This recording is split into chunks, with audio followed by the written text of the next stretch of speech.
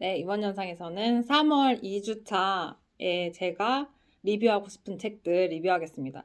이거는 이번 주에 읽은 건 아니고, 이번 주에 읽은 것도 있고, 저번 주에 읽은 것도 있고, 좀 섞여 있어요. 제가 이제 책들 반납하기 전에 리뷰를 하고 반납하는 루틴을 만들었기 때문에 한 권씩 리뷰해보겠습니다. 오늘 리뷰할 책은 총 6권이고요. 확실히 이게 동화를 읽으니까 읽는 속도가 빨라져가지고 너무 좋아요. 성취감을 느낄 수 있어서. 일단 처음 리뷰할 책은 바로 클로디아의 비밀입니다.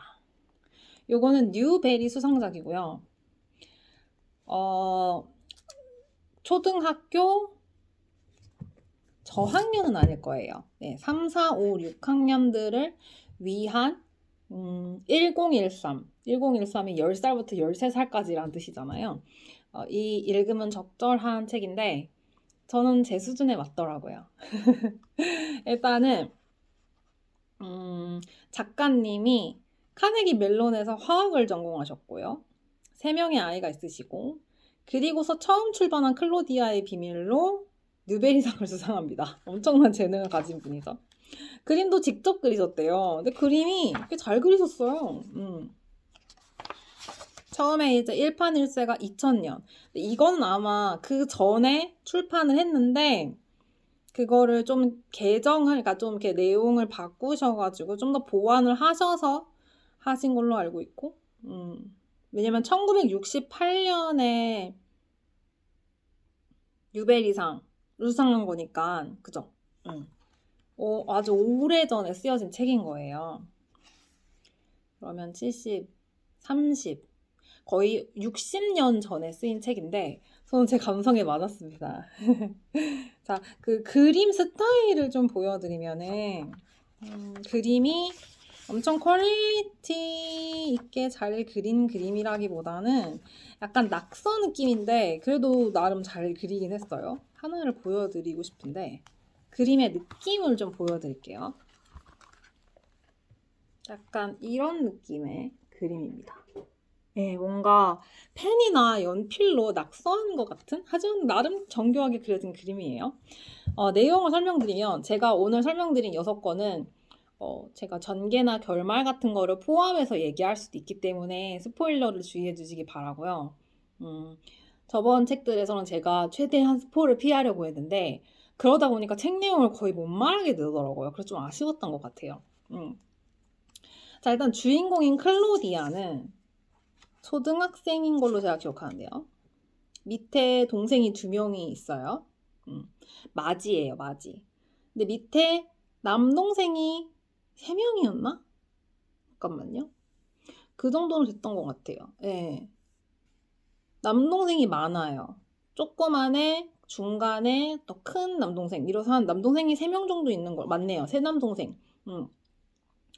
근데 마지로서 본인이 굳은 일은 도맡아 하고 모범생인데 그만큼의 존중을 못 받는다고 느끼는 거예요. 집안에서. 왜냐면 맏딸이자 외동딸이니까 책임은 많이 져야 되고 헌신을 해야 되는데 남동생들은 항상 놀고 있고 이런 게 너무 불만이어서 가출을 해야겠다고 생각을 합니다.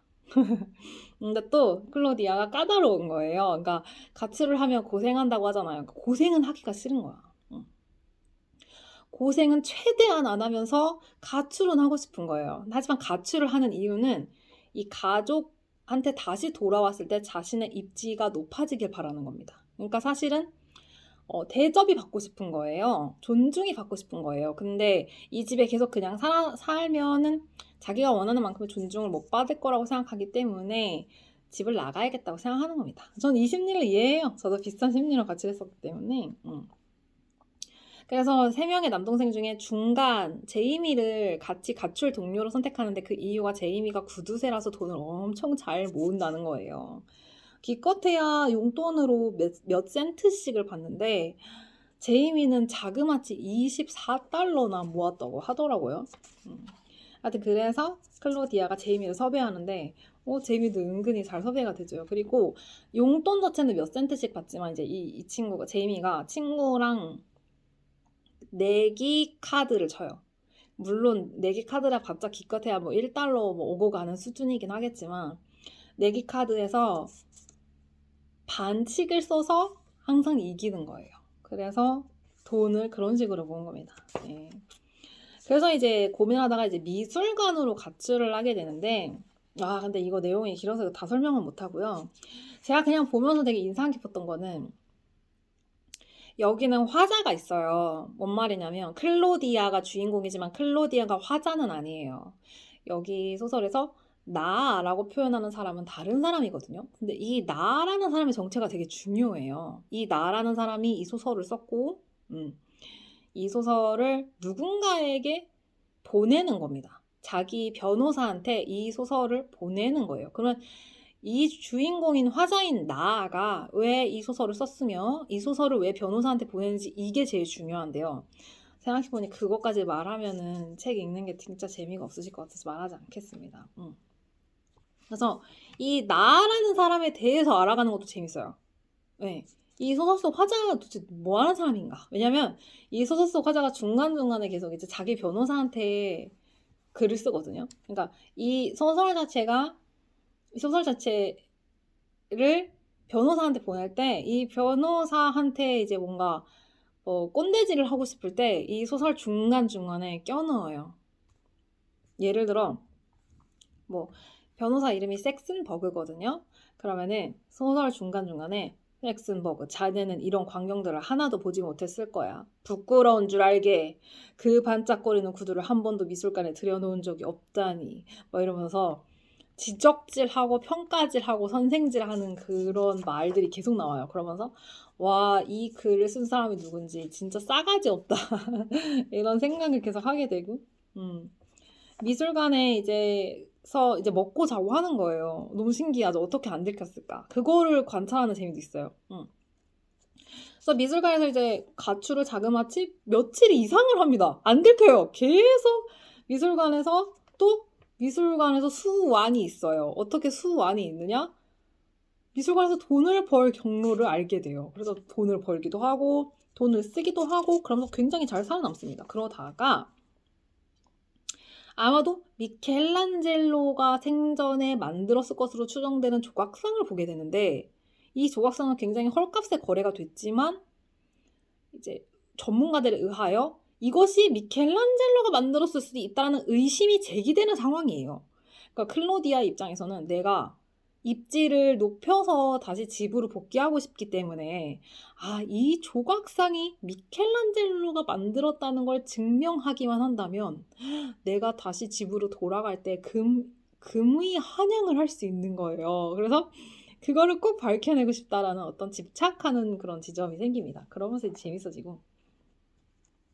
그래서 제가 사실 요즘 주목하는 서사들이 무해하고도 즐거운 탐험을 저는 좋아하는데 정확히 클로디아가 한 탐험이 무해하고도 즐거웠습니다. 네. 그래서 사실은 이게 한국어로는 클로디아의 비밀이지만은 영어로는 여기 적힌 말을 보면요. From the mixed files of Mrs. Basil E. Frank Wheeler 라고 하거든요. 네. 여기에 이미 좀 스포가 들어가 있는 거예요. 저는 더 디테일한 건 말씀드리지 않겠고 다만 이 화자, 이 나라는 화자에 대해서 알아가는 게 좀 재밌었어요.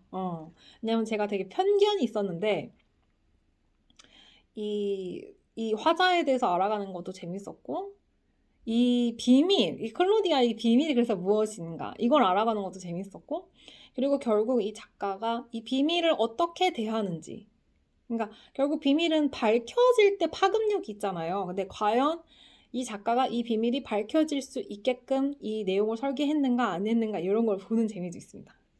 되게 재밌었어요. 자, 그 다음 책은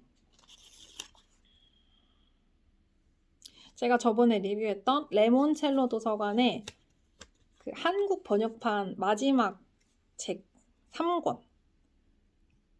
잠깐만요. 기침이 나올 것 같아.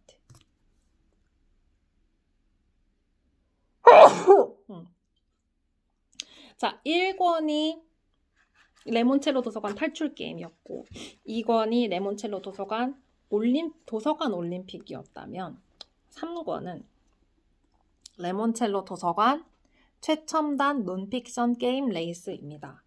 3권은 솔직히 말씀을 드리면 저는 별로 재미가 없었어요. 네, 굉장히 두꺼운데도 불구하고. 왜냐하면 2권에서는 그 도서관 올림픽이라는 것 자체에만 집중을 해서 좋았거든요. 자, 이거 보여드릴게요. 요거. 네. 그거에만 집중을 해서 좋았는데 3권에서는 뭔가 이 레몬첼로라는 아저씨를 적대하는 자기들이 레몬첼로의 경쟁자라고 생각하는 어떤 형제가 나와요. 사업가 형제.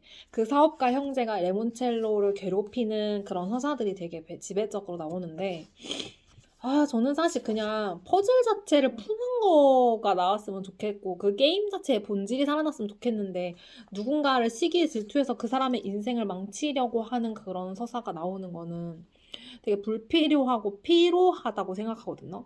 그러니까 피로감이 든다고 생각하거든요. 그래서 그 내용이 너무 지배적으로 나와서 사실 저는 좀 실망했습니다. 네, 별로였어요. 그래서 사실은 3권에 대해서는 별로 할 말이 없다. 콧물이 나오네요. 잠시만요. 코를 좀 풀어야겠습니다. 네, 그래서 그 다음 책으로 바로 넘어가도록 하겠습니다. 이거 별로 할 말이 없어요. 2권이 재밌었어요, 저는. 자, 그 다음 책은 제가 저번에 리뷰했던 재성은 작가님, 동화 작가님의 별점 모으는 교실입니다. 요거는 이제 그 왜 우리가 카카오맵에서 그 가게에 별점 주잖아요. 그런 것처럼 그리고 뭐 배달의 민족에서도 별점 주잖아요. 그 별점에 대한 내용이에요. 그래서 잠깐만요. 전 작화는 좀 아쉬웠어요. 왜냐면 작화가 그냥 너무 예쁘게만 그려져가지고 아쉬웠는데 글씨 크기가 큰 건 진짜 좋아요. 글씨 크기 진짜 크다. 잠깐만요, 보여드릴게요. 글씨 크기가 대빵커. 근데 그림이 좀 제 스타일은 아니에요. 저는 우스꽝스러운 그림을 좋아하거든요. 못난이 같은 그림. 자, 그래서 이제 별점이라는 건 보통 어떤 시설이나 어떤 뭔가 비즈니스에게 우리가 별점을 매기지 사람에게 별점을 잘 안 매기는데 여러분 그 블랙미러라는 영국 드라마를 보신 분이 있다면 거기서는 이제 미래 기술 발전으로 인한 어떤 폐해, 사회적으로 미치는 부정적인 영향에 대해서 그려내는 SF 형식의 드라마거든요. 근데 블랙미러에 그런 에피소드가 한 번 있었어요. 사람들 간에 서로 평점을 매기게 되는 그런 세상이 온다면? 그러면 이제 평점이 5점 만점이라 했을 때 4점 이하가 되는 사람은 출입할 수 없는 곳이 생기고 왜 옛날에 우리 그 백신 안 맞은 사람은 못 들어가는 곳이 많았잖아요. 그런 것처럼 이제는 그 드라마에서는 평점이 3.5 이하인 사람은 이걸 할 수 없고 저걸 할 수 없고 평점이 3점 이하인 사람은 거의 아무것도 할 수 없는 거예요. 그래서 사람들이 평점에 목숨을 걸어서 어떻게든 평점 4.5 이상을 유지하기 위해서 모든 수단과 방법을 다 동원해서 필사적으로 살아가는 그런 모습을 그리거든요. 근데 여기서 이제 이 교실에서 어떤 그 쪽지가 발견이 돼요. 근데 그 쪽지에는 누구 몇 점. 근데 그 이유 이렇게 써 있어요. 예를 들어서 뭐였지? 일단은 반에서 제일 인기 있는 여자애 회장 후보로 그러니까 회장이 될 거라고 아주 유력했던 회장 후보였던 여자아이인 윤아린이라는 여자아이가 별점 반점을 받아요. 한 개도 아니야. 심지어 별점 반 개. 그러면 뭐라고 써있냐면 잘난 척하고 재수가 없어서 회장이 되면 절대 안 됨. 이렇게 써있어요. 근데 이 아이뿐만이 아니라 이제 다른 아이들한테도 이런 쪽지가 계속 발견되는 거예요. 쪽지가 보통 다 찍혀 있었어요. 뭐 땡땡땡 별점 몇 개, 이유는 무엇, 다 부정적이었어요. 나중에 한 명 정도 좋은 쪽지가 나온 적이 있는데 하여튼 그 한 명 정도를 제외하고는 다 이렇게 쪽지가 별점도 낮고 되게 부정적인 말들이 써 있는 거예요. 그래서 도대체 이 쪽지를 누가 쓴 거냐? 이거 그 아린이가 회장 되지 못하게 하려고 회장 후보 경쟁자가 막 쓴 거 아니냐 이러면서 막 많은 말들이 오고 가는데 결국 이제 의외의 인물이 범인이었고 그 이유도 좀 납득이 가는 이유였다. 그래서 사실은 주제는 사람을 별점 매긴다라는 주제 자체는 신선했는데 그걸 풀어가는 방식은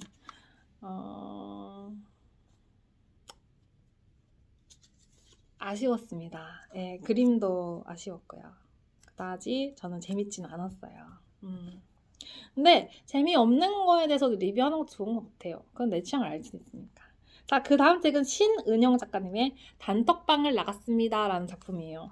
이거 좀 그림이 제가 어제 소개해드린 그래픽 노블과 그림이 느낌이 비슷한데 신은영 작가님은 제가 어떻게 알게 된지 기억이 안 나지만은 최은영 작가님이랑 두 분 다 이제 제가 요즘 조금 새롭게 알게 된 눈여겨보는 동화 작가님이에요. 신은영 작가님, 최은영 작가님. 자, 이 단톡방이 나갔습니다는 저번에 제가 재성은 작가님의 단톡방 시리즈를 리뷰한 적이 있는데 그거랑 조금 비슷하게 볼 수 있을 것 같아요. 아이들이 친구를 단톡방에 초대한 다음에 이거 일러스트 분위기 좀 보여드릴까요?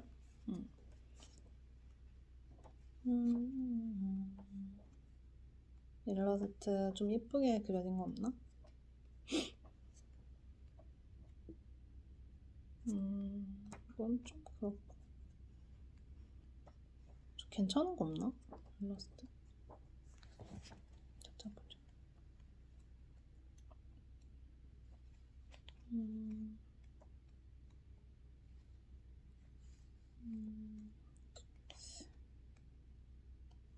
이거 귀엽다. 이거 귀엽죠? 이런 느낌의 일러스트입니다. 그래서 아이들이 그런 장난을 친대요. 왕따 시킬 때 그 초대한 다음에 막 듣기 싫은 말 하고 한 명씩 다 나가는 거예요. 그래서 예를 들어 5명이야. 그러면은 걔를 초대하고서는 이 4명이서 얘에 대한 흉을 막 본 다음에 얘만 남기고 4명이 다 방을 나가버리는 거예요. 그래서 걔 혼자만 방에 남기는 이런 식의 단톡방 따돌림? 단톡방을 이용한 따돌림이 많았대요. 그래서 뒤에 작가의 말을 보면은 왜 작가님이 이런 책을 썼는지가 나오거든요. 근데 그게 되게 아이들이 친구 한 명만 남겨두고 한꺼번에 단톡방을 나가버린 탓에 남겨진 아이가 심한 상처를 받았다는 뉴스. 저는 근데 그런 장난을 치는지도 몰랐는데 제가 전에 알던 어떤 분이 친구들이랑 그런 장난을 친대요. 이제 그 사람은 자기 이너서클이 있을 거 아니에요. 그러면 이 이너서클 중에 한 명이 자기 마음에 안 드는 누군가 한 명을 단톡방에 갑자기 초대하면은 이제 그 사람을 대놓고 막 공개적으로 막 같이 흉을 보는 그런 걸 한대요. 그래서 저는 그런 걸 왜 하지? 약간 이해가 안 됐어요. 납득이 안 갔거든요. 근데 그러고 논대요. 너무 이상하죠. 근데 그 사람 남자였거든요. 근데 보통 성인인 남자들이 그렇게 하나요? 그래서 전 이해가 안 갔어요. 근데 예를 들어 이제 4명이 이너서클이에요. 얘는 되게 친해요. 그러면은 이 중에 A가 자기가 마음에 안 드는 누군가를 한 명 갑자기 이 방에 초대해서 5명이 되면은 이제 이 4명이 같이 이 A의 그 친구를 공격을 하는 그런 걸 한다는 거예요. 그래서 저한테 얘기하는 거예요. 그래서 왜 그러지?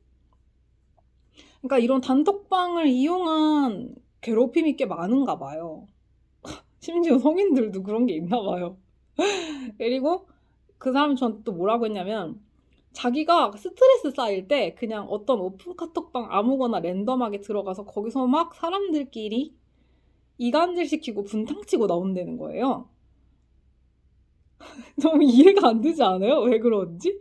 왜냐면 저는 오픈 카톡방에서 오히려 더 조심하는 편인 게 전 유튜브에선 제가 하고 싶은 말 다 하고 여러분한테 되게 무례할 때가 많잖아요. 저도 알거든요. 근데 저는 오히려 단톡방은 얼굴이 서로 안 보이니까 더 좀 조심하는 것 같아요. 왜냐면 얼굴이 보이는 곳에서는 내가 이 결과에 대해서 내가 책임을 지고 있기 때문에 어찌 보면 책임지면 된다고 생각해서 더 제멋대로 행동을 하는데 저는 얼굴이 안 보이는 곳에서는 더 조심하는 것 같아요, 오히려.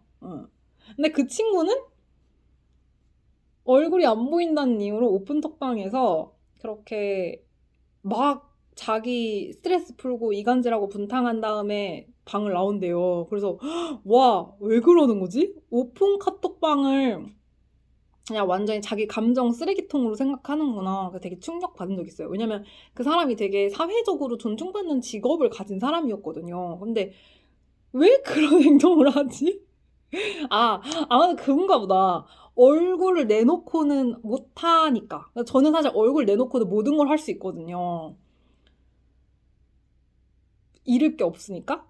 그래서 그 사람은 그러나 봐요. 그러니까 잃을 게 많으니까 얼굴 내놓고는 못하는 거를 오픈 카톡방에서 하나 봐요. 근데 저는 오픈 카톡방에서 할 필요가 없는 게 저는 얼굴 내놓고도 제가 하고 싶은 말을 다 하면서 살거든요.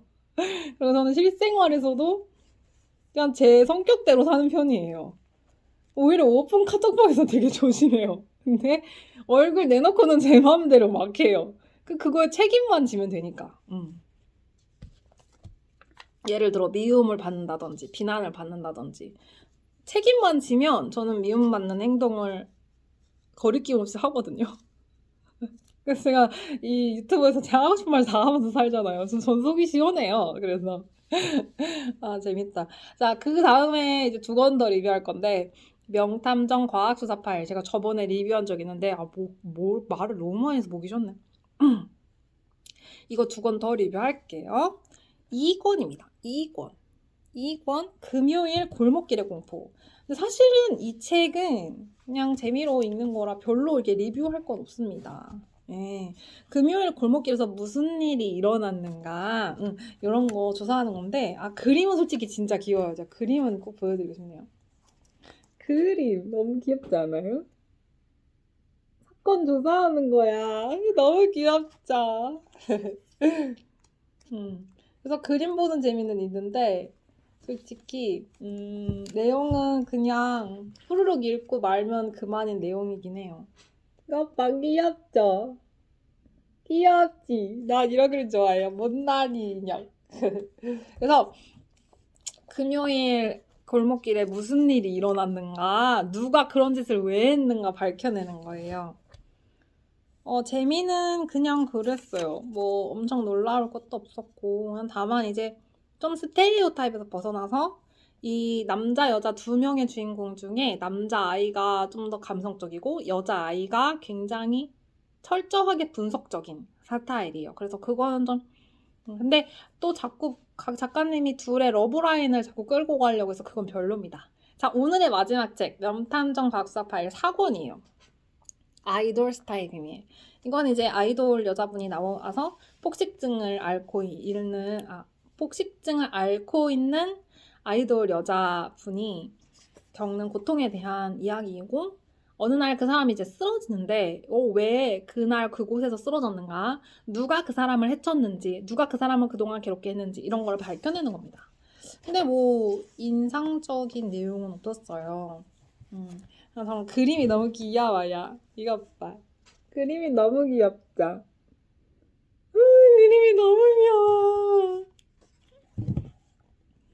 그림 진짜 귀엽다. 못난이 인형. 이것 봐. 이것도 너무 귀여워요. 이 그림도. 이것 봐. 너무 귀엽죠? 너무 못생겼죠? 그래서 제 그림 보는 재미로 보는 거고.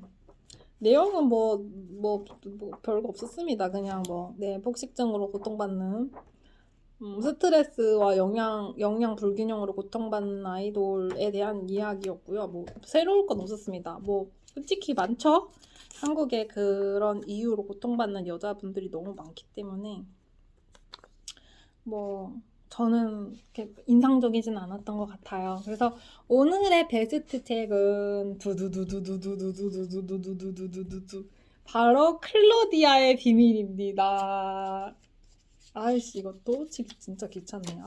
진짜 귀찮아 죽겠다 아니야. 바로 클로디아의 비밀이에요. 이게 참 무해하기도 하고 결국 이제 클로디아의 모험을 담아가지고 저는 이게 너무 재밌었어요. 그래서 앞으로도 이렇게 재밌는 책을 많이 읽고 싶어요. 그래서 리뷰도 많이 찍고 할 겁니다. 그래서 이런 영상이 궁금하신 분은 구독을 해주시면 좋겠고, 저는 아직도 저를 모르겠거든요. 그래서 유튜브를 통해 저를 알아가는데, 제가 오늘 영상에서는 또 이렇게 막 신나가지고 애교도 많이 부리고 했는데, 모르겠어요. 저도 저를 제가 어떤 사람인지. 그래서 저를 알아가는 여정에 함께 하실 분은 구독하고 앞으로도 이런 뭔가 재미있는 책들 같이 이야기하면 좋겠습니다.